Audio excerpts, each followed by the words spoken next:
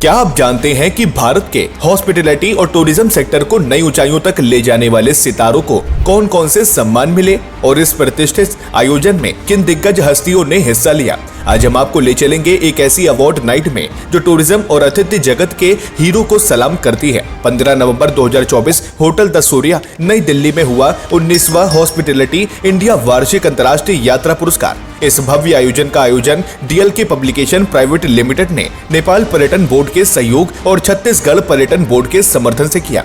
कार्यक्रम में मुख्य अतिथि थे श्री KJ अल्फोंस, पूर्व केंद्रीय पर्यटन मंत्री और भारतीय जनता पार्टी के वरिष्ठ नेता।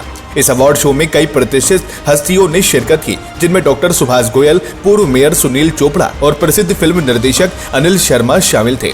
ये शो न केवल पर्यटन बल्कि शिक्षा, रियल एस्टेट और चिकित्सा जैसे क्षेत्रों के अग्रणियों को भी सम्मानित करता है।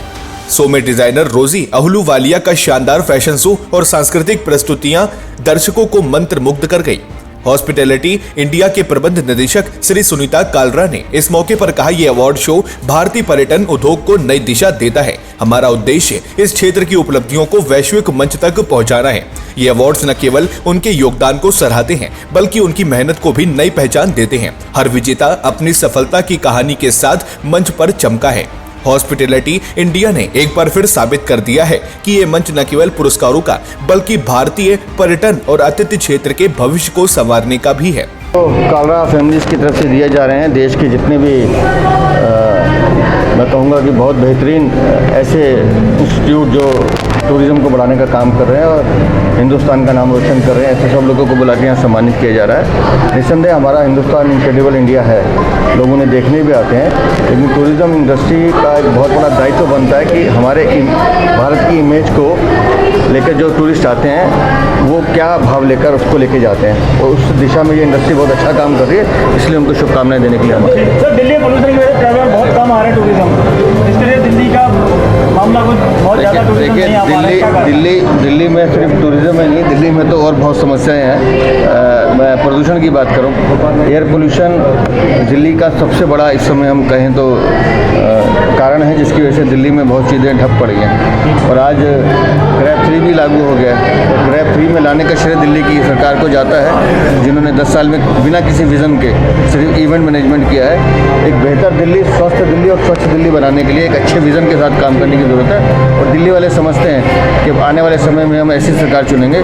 जो अपनी दिल्ली को बेहतर दिल्ली बनाने का काम करे। हॉस्पिटैलिटी इंडिया ये संस्था कई सालों से हॉस्पिटैलिटी में, टूरिज्म में काम करने वाले लोगों को अप्रिशिएट करके प्रमोट करने का काम करती है।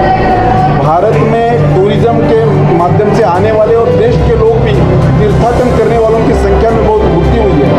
मोदी सरकार की जो पॉलिसीज़ है वो लोगों को अट्रैक्ट कर रही है, और केदारनाथ हो, बद्रीनाथ हो, महाकाल हो, अलग अलग जगहों का जो विकास किया, इसके कारण लोगों की संख्या में भी वृद्धि हुई है। इसमें hospitality industry, tourism industry, culture industry और होटल्स, इन सब का बहुत बड़ा योगदान है। मुझे ऐसा लगता है कि एयरपोर्ट्स की संख्या बढ़ रही है, ट्रेन का ट्रैफिक भी बहुत अच्छा हो रहा है, वंदे भारत के शुरू हुई है। इन सब बातों का कलेक्टिव परिणाम है भारत में तीर्थाटन करने वालों की संख्या बढ़ रही है, और ये टूरिज्म इंडस्ट्री आने वाले दिनों में और भी ग्रो करने वाली है। ठीक है, थैंक यू। अगर आपको ये वीडियो पसंद आई हो तो इसे लाइक, शेयर करें और हमारे चैनल को सब्सक्राइब करें।